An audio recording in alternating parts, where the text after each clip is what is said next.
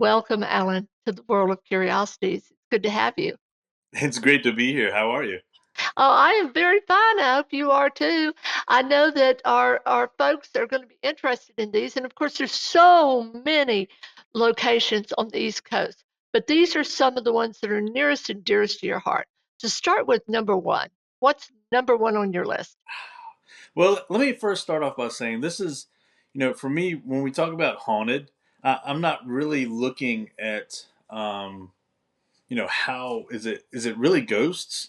I also take into account, like, to me, a haunting is something that is very memorable and it stays with you forever. No matter what kind of feeling it gives you, it's something that sticks. So I don't really, 100% have it as it's crazy, haunted as everybody else would say. But to me, it's locations where things that have happened to me that I'll never forget that have really made a mark on me as an investigator. All right. So number one. Well, you can probably guess my number one. My number one favorite place to go is St. Albans Sanatorium. Um, Not only is it for the location, but it's also the people that run St. Albans. They.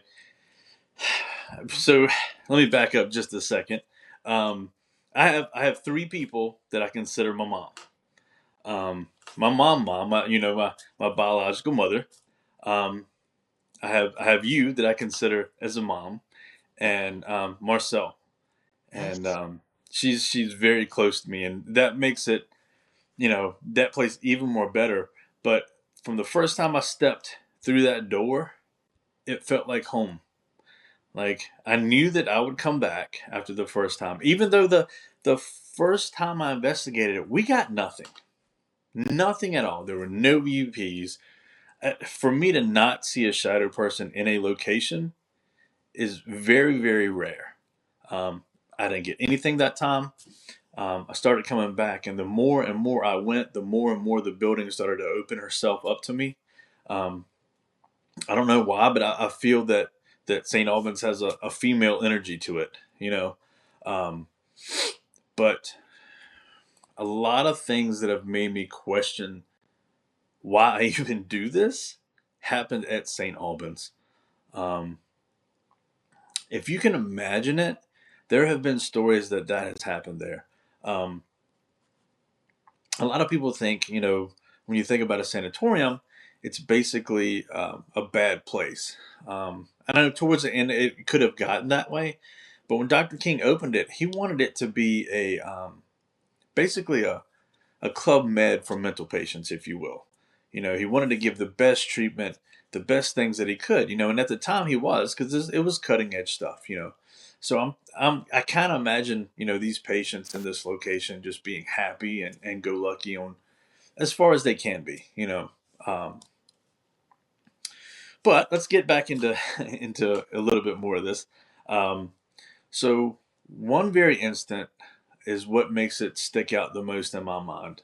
Um, we were there doing an MPS event, and it was kind of cool. A lot of the investigators from around the United States that had never really met, had only talked, got to meet there, and we had the place for the whole weekend. And that's what we were going to do. We are just going to investigate and see what we could come up about it.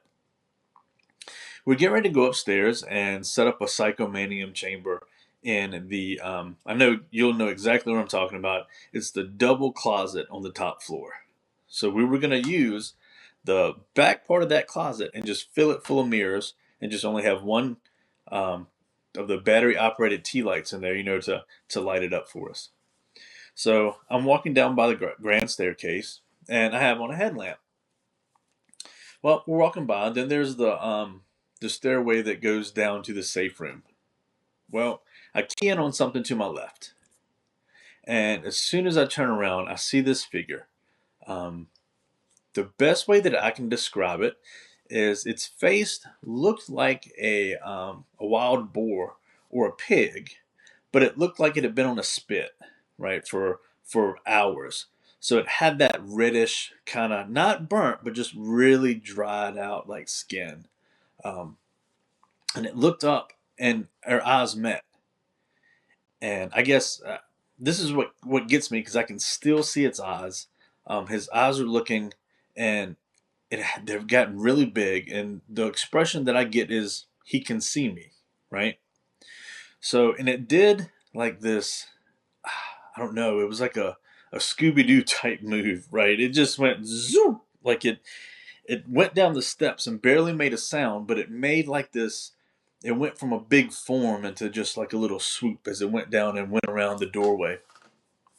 I had two people behind me, and they're like, "What is that?" And I was like, "Oh, you saw it?" They're like, "No, no, no, but we heard it. What was it?" I was like, "Right now, I really can't say." Um, so I kind of just kept walking the way we were going, went upstairs, told the experience, basically got my nerves back together, and then we went downstairs to find it. So as we're walking down the stairwell to the basement, we hear some shuffling and all, which in there is not that uncommon. Um, we looked around, didn't find anything. So um, my cousin is with me. He's probably 6'2", roughly around 280, 290.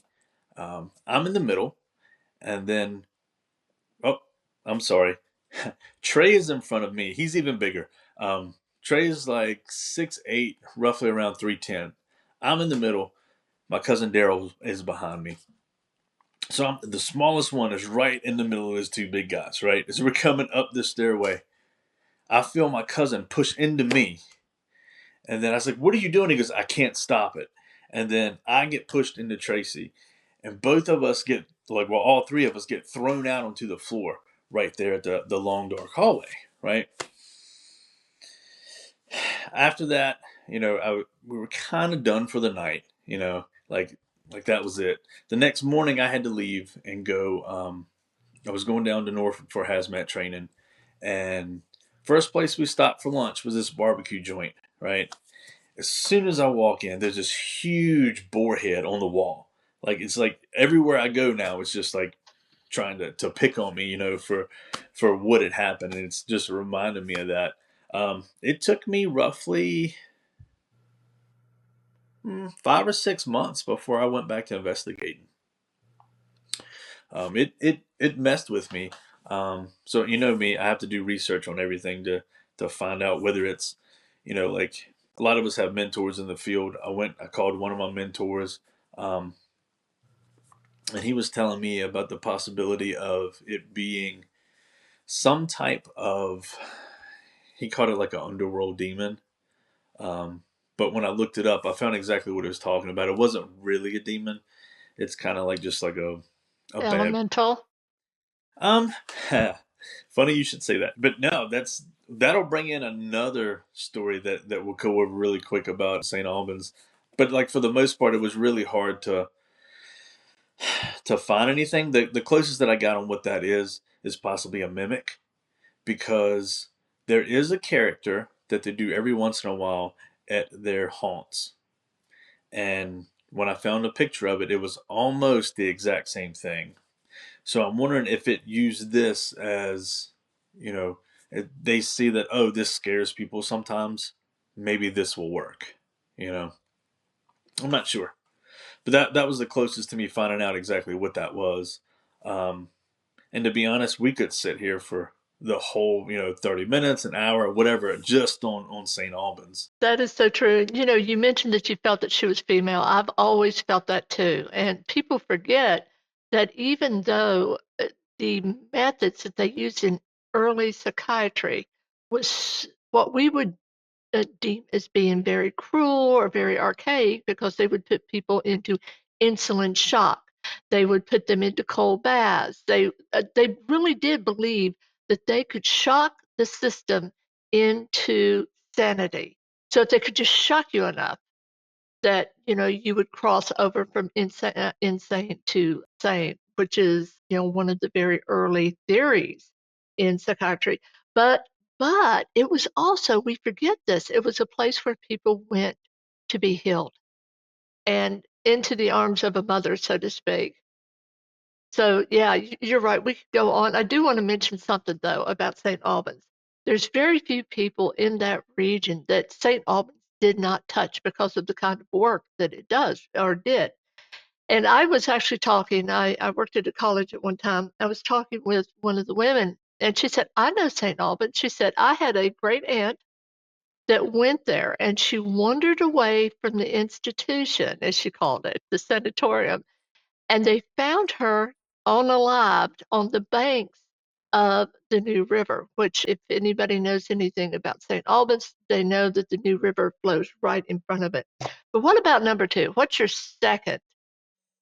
So number two for me is there's only a handful of people that have ever been to this location, um, and they were with me the night that we investigated it.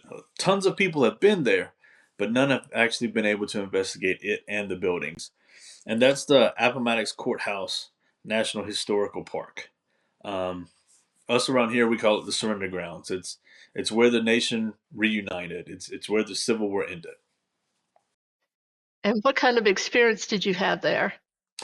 So we were there. It was me, Daryl, um, the mentor I talked about a while ago, John Edwards, his wife, and I think it was one other person.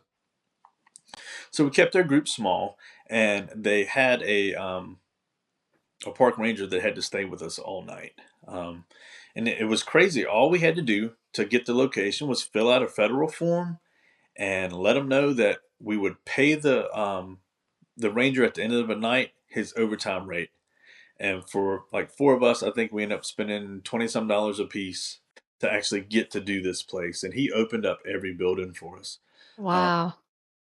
but are you familiar with the obelisk? No, I'm not. Okay, so the obelisk is just it's not really a ghost box, but it's supposed to work off of EMF signals, and it correlates Wait a EMF. minute. You meant the obelisk, Yes, ma'am. OBIL. I'm Yep. sorry, I thought you said obelisk, like, Oh, a. Okay, okay, yes, I yeah. am familiar with the obelisk. Okay, go ahead. All right. So we were using the obelisk X, and I till this point, I really was not a believer of this thing, right? So we're in the McLean house, which a lot of people think is the original house, but it's not. It's in the original place, and some of the material was used, but they needed some money at one point, so when they tore down the house, they sold it all. Right. So there's tons of houses around Appomattox that have pieces of the McLean house in their foundations or in their walls, where they used it, for their own home. But we're sitting inside and we asked a couple questions, and we started noticing that the kitchen is outside, of course. The kitchen light started flashing. So we go out and we look, and there's cobwebs all over all the doors and stuff. So we noticed that nothing had went in. Um, so we walk in and kind of look at it to see how it is, and it's set up to where it has to be really sizable for somebody to walk in. Like if it was an animal, the lights wouldn't go off. So we're standing outside talking, and just out of nowhere, just comes over to Obelisk. Y'all be gone now. And I was like, well, that's kind of weird. And I asked John, I said, is it supposed to talk in sentences? He said, no. He said, it doesn't talk in sentences. You only get one word responses from this thing. I was, all right. I said, this thing has a library on it, right? He goes, yeah. I said, does it have recording? He's like, it does. I said, okay, so let's get the computer. So we get the computer and we're looking at it. And we knew what happened right before it, so we knew what the timestamp was going to be for that. So we looked under it, and there is nothing on this recording of those words coming out, right? So we're like, okay, well, that was pretty neat. So we walk down and we go into what was the old jail. We're sitting there talking, and the the voice that is inside of this place is pretty close to what we got that came through on the obelisk. Kind of like the same dialect and everything. So I asked the question, and it's like, "So were you with us just a few minutes ago?" And we got a yes, right?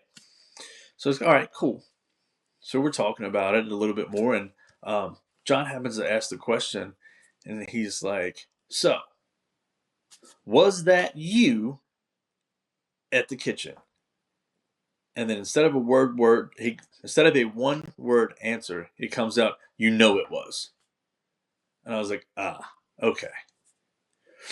So we get to talking, And we get another voice, and like, okay, this is doing pretty well. So we're like, all right, were you with him? And then you get, nope, I was in prison. So evidently he was there, couldn't leave there for some reason, which kind of brings me into another theory that I'm finding out in a whole lot of these places. It's kind of like a keeper, right? Like there's one person that controls everything. And I know you've noticed it at St. Albans because I've seen it. Like everything is going on, and then all of a sudden it goes dead. Same thing happened here. After that, once he said that, we got nothing else for the rest of the night. Um, Everything else that happened there that night really, to us, was kind of normal, but for the park ranger that was with us, it wasn't. So he asked us if we could walk around with him, and lock everything up. I was like, yeah, that's no problem. Um, I get a phone call. I guess it was 3 days later.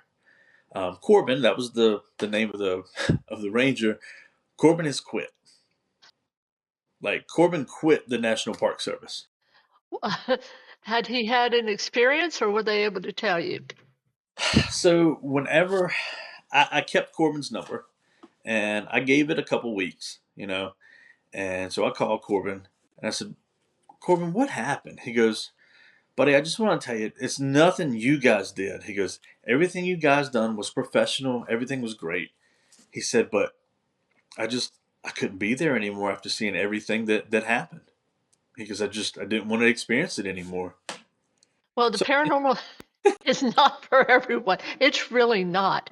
And when people have a reaction to it, it's almost like an allergy. Have you noticed that? They will have a physical reaction to a paranormal encounter, and it's just not what they want to do. Now, what's your fourth one? I think this one is a really beautiful location too. okay, this one, my fourth, is Sweet Springs Sanatorium. And I know Misty and Ashley were there. Were you there as well? I can't remember if you made it on this one or not. I was. Misty and Ashley was there, and I was there. I think I spent a lot of time with one of their people that works there, and just really had a nice discussion about the place and about what they were trying to do with Sweet Mhm. Springs. And I skipped number three, so we'll have to go back. But let's talk Yes, ma'am. about this one. Let's go ahead and talk about this one. Okay. Yeah, so, and if you remember, we actually had to get a couple people cleansed by Misty, right at the very end because of things that happened to us. Um, this is memorable for me because this is the only time that I felt like there were multiple entities present. Right. Normally, you feel like you may be dealing like one or two people, even at St. Albans. It seems like it's almost a one-on-one experience. Um, but it was kind of weird. Me and Steve were upstairs, and thank God I had somebody else there to witness this with me. But we were waiting for the rest of the group to come through, and they come through, and we just shuffled them on, let them go, and we start hearing this clicking noise. It's like, what the heck is that? So both of us moved down, and we go to where we thought we heard it. And we're kind of like, we start off in a hallway. Now we're going into another room that is kind of like it's almost like a waiting room where you could like a vestibule or something like that, but it has another hallway that goes off of it, but the hallway's behind a door. Well, this time the clicking is behind the door. I was like, all right. So we open the door and we're looking, and we just hear it a little bit further down. It's like, okay. And I don't know if I said it or Steve said it, but it's kind of like, are they? Does it feel like you were being drawn down there for a reason? And of course, both of us like, all right, well, let's go. So we get into that hallway. Everything's fine. We look through the door, and there's another door there, and it's kind of like into an attic space, and it's all cleaned out. So we start walking back up. We get halfway down the hallway, and we just start hearing footsteps. First, it's just one making circles. Now, you got to see, like, it's actually on both sides of us. There's rooms and walls, and we're in a hallway. But these footsteps are walking through the rooms and making its way all around. So we have one, and then another one starts. And then it just sounds like it's a herd of people just circling us, spinning all around us. And it ends up like almost to that deafening drowning like feeling, it's just like, oh gosh. So we get locked up in this one spot, and it just keeps happening, keeps happening, keeps happening, and then all of a sudden it just stops.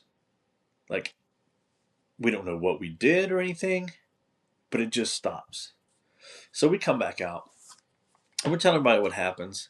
Um, Two other people go back up, and I don't know if it's because of who they were, whether if a different sex makes a difference or somebody's different, mentality about the paranormal makes a difference. But these two end up getting, I guess you call it psychically jumped, you know, and they were the two that ended up having to be cleansed right after the end of the night, just because of this. They were actually acting unlike themselves, like these these two ladies are normally very boisterous, and you know that they're around, you know.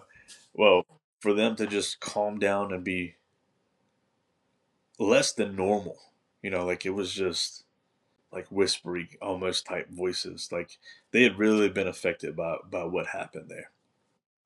But after Misty got with them, they were good.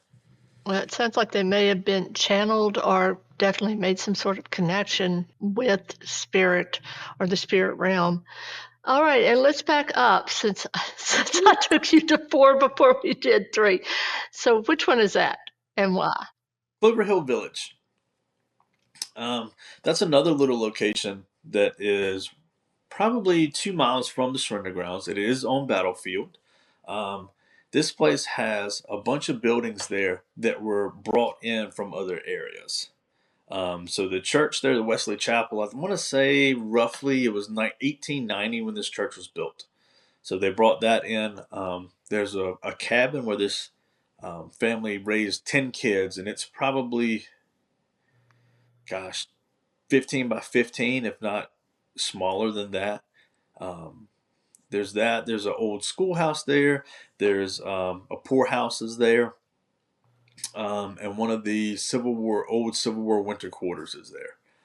And then just like there are all the things that were moved in there, and this is then they have like a general store. But this church, if it wasn't for everything else that has happened at other locations, would be the number one on my list just because of this church. Um, it is the most active location I have ever been in. It's just a one room little church, but this place, it doesn't disappoint. Um, I've, when I had in quotations team in my bio, this was the first place that I ever went.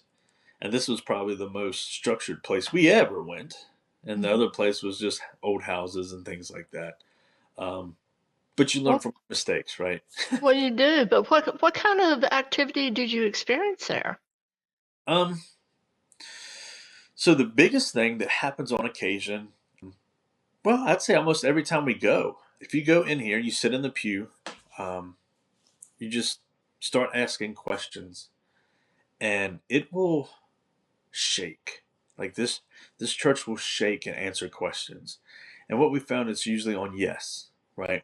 I have tons of recordings where you can just sit there and you just hear the pews shaking. Um, we've had orbs through there, of course, shadow people, but to me that's normal, you know. But for other people it isn't. Misty apparitions, nothing ever full or anything.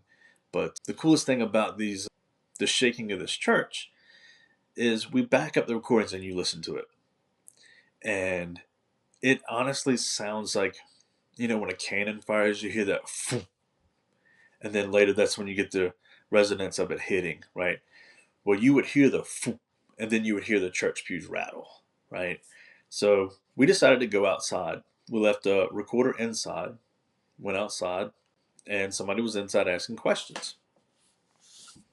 We get nothing outside, like up standing up to the edge of the church itself, nothing. Had one guy inside under the church in the foundation and got nothing. Like we heard nothing. We come back inside and we start asking, "Oh yeah, it was very crazy." And they played it back, and sure enough, there was cannon fire, and you hear it hitting. Like it's pretty awesome to hear it. I'll see if I can find some of them and send them to you. But it's pretty neat. But outside, you got nothing. Even in the schoolhouse, it's a lot. We've had chalk thrown at us. Let's see, and that was probably an old teacher or something like that, because we were cutting up when it happened. And next thing you know, pop, right above us, chalk is thrown and hits right up against the board. And normally the chalk is on these little desks, but if you go there, I will warn you, they use mannequins in there. So if you walk in and don't realize that there's going to be little tiny mannequins standing all in there, that is kind of a a little bit of a gotcha there. Oh, wow. It sounds like it was really interesting. And being your first one, no wonder you got hooked on ghost hunting, right? On paranormal investigating. That's probably the most location I've ever been to, because even after I left that group, I went back, and because they didn't charge you to go there then, so we would always give a couple $100 just to. This was after that team.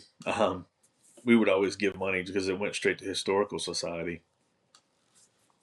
Yeah. Yeah, a lot of people are doing good works to try to save these old buildings, which I love. In fact, the ghost hunting that and advertisements that you may or may not see, these people are really working hard, and they do it through allowing people into the property. They do ghost hunting. They receive funds from them doing that, and then they roll that back into the location in many, many cases, and that's how we're able to preserve these old locations and buildings, which I think is just a wonderful, wonderful. All right, now your last one, number 5 on the list. All right, number 5 is the whole hospital on College Hill in Williamson, West Virginia. And this one is the most memorable for me because this is the first place and the only place that I have ever seen a very, very, very detailed shadow. Um, so we were on the third floor, I think it was, and I like to take really, really dim red photography lights and take them to the end of the long hallways and just set them down, just so I can get a little bit of light, just so I can see if anything's moving through.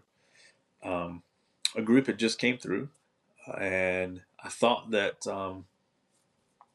I heard somebody else coming back up the steps. So we're sitting there, and that person goes on up. But right after they go up, this lady comes out, and as she steps out, it is almost like she's underwater, if that makes sense. Her hair, her dress, everything is just flowing and moving. You can you can pick out every strand of hair on this woman's head through shadow. Like it was awesome. She moves down, just kind of floating on down, and then turns into this doorway. I run down to where that doorway is, open up the doorway, and it's a closet. Like it's nothing there. But for me, that's the. We had some other little things happen, but Let me mention something too, that just to let you know that often, like I've been in a lot of old buildings. One of them was in Marietta, Ohio, and it's a beautiful Italianate mansion. It's called the Anchorage House. And I was in there and all of a sudden looked at this wall and put my hand on it and said, that wall wasn't there. My point is, as they restructure buildings, sometimes you'll see ghosts, spectral entities walk into a place and that makes no sense. And yet, if you go back into the structural history of the location, you find out that it was actually open or a door that was there to another room or rooms. And what may not make sense at the moment would make more sense if you had more information, is what I'm saying. So yeah, don't discount what you saw, certainly. And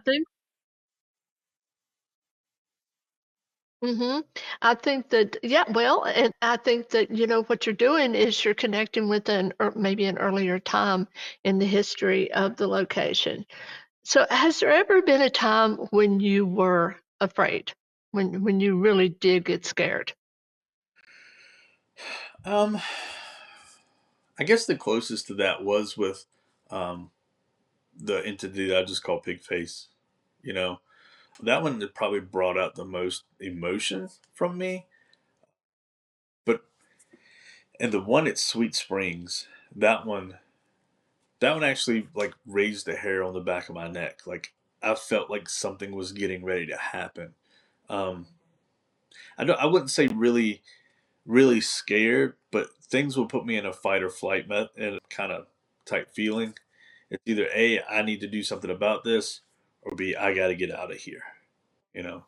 Um, Well, I will tell you, and I'm telling everybody out there, do not think, do not do yourself a disservice by being the one that runs into a really negative energy. Always remember that this is an energy that may know more about our physical world than we do the metaphysical world, especially if you're new to this. And they can hurt. I mean, you can get hurt, and there is a possibility of that with energies, especially energies that you may not know what they are. So always be cautious when you're out there. The only time I ever got hurt on an investigation, it wasn't even an investigation. I was actually at OSPH, which is Old South Pittsburgh Hospital. And I was in room 317. I was actually there on assignment from Ghost Voices magazine out of the United Kingdom.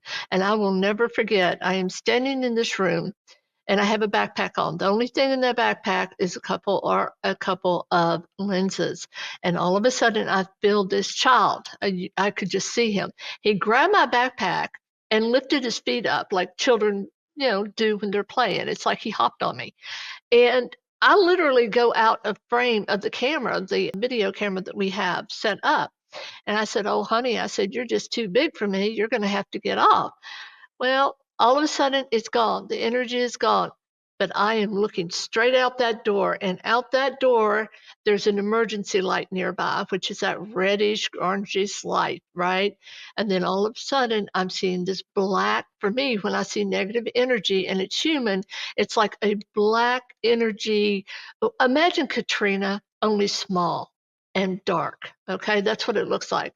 And so I see it, and it's getting bigger, and then it starts into the room. And I knew I was in trouble. So I told the woman with me, there were two of us at that location that night. And I told her, I said, "Get the camera. I have to leave." And about that moment, it felt like acid was dropped across my back. It was painful. And so I go downstairs and I have a photograph somewhere. I have three scratches that go from my shoulder, the left shoulder, all the way down to my hip. So when I say that these things, and I'm very good at protecting myself, but unfortunately that night I don't know what happened. I guess my defenses were down or something, but I did get hurt. So always be careful. And you've got the right attitude, Alan. Don't why would you stay around if you're not sure about the energy, right? right, because experience. That's nobody wants to be the person that runs, but after doing it enough and bringing too much stuff home, you decide to, maybe it's best to leave when you think you need to. And you know what, Alan? I know you didn't run. I know you just backed up, backed away, backed That's away. and you said something about OSPH. That's actually I had that one wrote down as like an honorable mention for this, just because of something. Well, there is something nasty down in the basement. I will say that. And third floor, that was the pediatrics floor, right? One part of it, I think, yeah, it's either third or second. I swear to goodness, I should know. I've been there plenty of times. But yeah, okay, in the baby section. Yeah. Yeah. So Yep. what did I you was just experience? wondering about the thing. No, this one actually happened there, but it didn't happen there. So the pizza place that everybody goes to eat at when you go to Old South. It's like basically the only place to eat. So we went there. So I knew that I had my wallet there, right? So before we went to the pizza place, we had talked about what time we were going to get there, what time we were going to stay till, and it was till 2 o'clock. It's like, okay, so that's what we had figured out. We went to the pizza place, we ate, I paid, and we went back to OSPH. We started investigating, um, and it got really crazy because Tracy, the guy that I told you about before, he's really like he loves to investigate. But he started getting this, I don't know, it wasn't him, right? He's sitting there, he's like, man, this is stupid. I don't want to do this anymore. So we're sitting there for a while. It's just bringing everybody down, We're just like, you know what? Let's just leave. It's 11 o'clock at night. So we leave. We get to the store. We're picking up some drinks and stuff. And I go to get my wallet. It's not there. I'm like, what? Oh, man, what the heck? So we get back to the hotel, which is right beside the store. We go through everything. Nothing's there. All right. So we leave and back to OSPH we go. We still have the code to get in, so we type it in and go inside. And this place is totally different than what it was before. Like, we get inside and it is things running everywhere. Like, if I guess we'd have had this before, we really would have stayed even longer. But I made it really fast. We hit that whole building. Like, it felt like 10 minutes. Like, we were hitting everything because we did not want to find out what was there, right? Because all we had was flashlights, except for those spots, that they have where you can turn the lights on and stuff. But and this was still when um, before it was bought and made really nice. It's like, all right, forget it. We're just going back. So we get back. When I walk in the room, neatly placed on my bag, right on the top, where I can see it as soon as I walk in my room, is my wallet. And I looked back. I said, "What time was it we left?" Tracy's like, "Oh, 2 o'clock." I'm like, "Okay." So I guess they did want us to stay till 2 o'clock. You know. That's interesting. That's a good story. Yeah, OSPH, it's definitely got a vibe, and it's more dark. It is a dark. It really is a dark energy. I mean, I was trotting along the dark hallway. They call it the long dark hallway there, right? You go up right at the emergency entrance and start up that hallway. And I heard this guy say, it was like, "Hey, you." And I'm like, I turn around and I move over a little bit. I look in. There's this guy in like a white uniform, like a hospital uniform. And he's got his hand up on that piece of machinery in there. It's some sort of an x ray machine. And he's got his head cocked like this, and his eyes are up like that.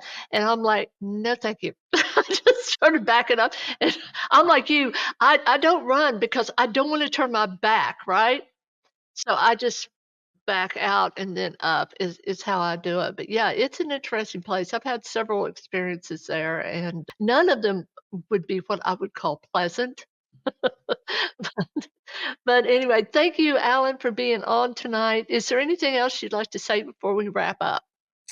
No, I just want to thank you for having me on. It's been great. All right, it's been wonderful having you. So, Alan, where, if someone was interested in getting a hold of you, could they do that? Let's see. You can look on Instagram at Paranormal Gentleman, and also you can find me on Facebook under my name. All right. And also, if somebody had any questions, would you be willing to answer those for them about ghost hunting or something like that if you have the time? Yes, ma'am. All right. And do you have any upcoming like programs or projects or anything like that, or is this kind of like the dark side of the year? We are in the winter time here.